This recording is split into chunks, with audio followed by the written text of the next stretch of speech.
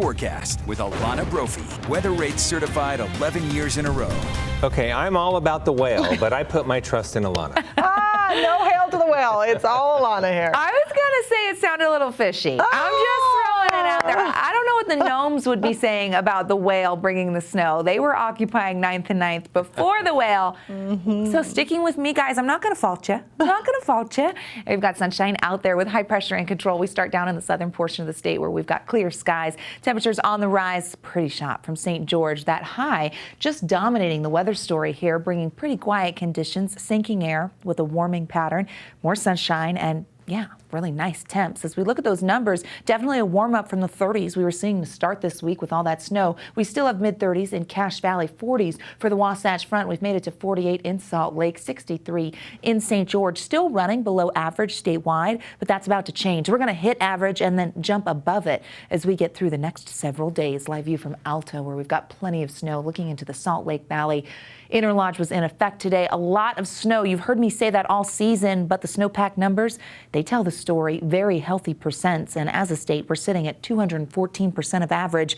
Monumental year for us. Look at some of the big numbers on this map. Eastern Utah, part of that. The highest number, the Southwest Desert, 320% of average. With the Pine Valleys, a lot of snow. As you look at the mountains down there in southern Utah, you don't just see red rock, you see white snow on the high country and a lot of really great percents towards Tooele Valley in the central portion of the state and in northern Utah.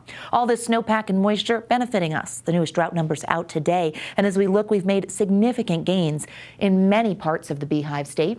We've got severe drought, 9% of Utah and south central Utah and over in the West Desert, but that has gone down. Let's compare this to last week, and it tells the story here. We were sitting at 20%. Last week, 64% of Utah was in the moderate category, now less than half, 40%. So this moisture continues to battle drought conditions and bring in that wet weather. And notable here, the Wasatch Mountains going abnormally dry, stepping out of the moderate category. And that is very, very good news. So this is helping us. But here we go with our warming trend. Drier conditions and a bit of a break here. The temperatures are going to climb, hit average, go above it as we get through Easter weekend and into early next week. So this high pressure going to act as a storm block and keep wet weather out of here.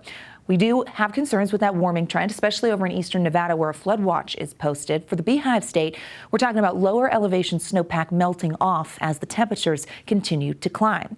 Rivers will be running high and fast, so that's something to keep in mind here as we get through Easter weekend. That high dominating what happens. We do get increasing cloud cover by tomorrow evening. Now, this ridge is going to block that moisture. You're going to notice how it goes around the Beehive State. Maybe just a few showers want to sneak up towards Cache Valley. The model brings that in early Saturday morning, but other than that, the clouds sneak underneath this ridge of high pressure, but we stay dry for the next several days. Quiet pattern setting up, and then the middle of next week hints at some changes, so we'll keep an eye on those.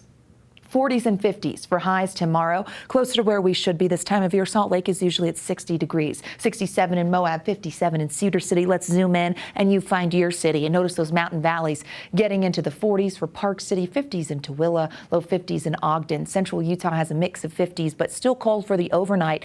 Teens and 20s expected. Clearer conditions will lend themselves to teens, a few 20s.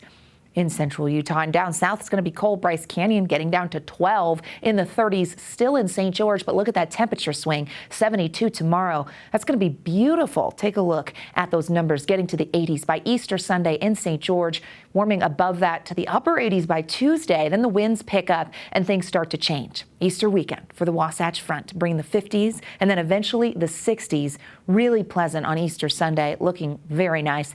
Temperatures and dry pattern, really, with our first 70 of the season on Monday and then jumping up above that on Tuesday. Things start to change with the cold front coming through the middle of the week. We're keeping our eye on potential moisture for next week, but for now, we get a break from those very active conditions and temperatures on the up and up. Glenn, Emily, over to you. Yep, a very different look than what we have been used to. Thanks so much, Alana. Appreciate that. Turning out sports and Dana Green. All right, Dana, there's a chance, right? A slim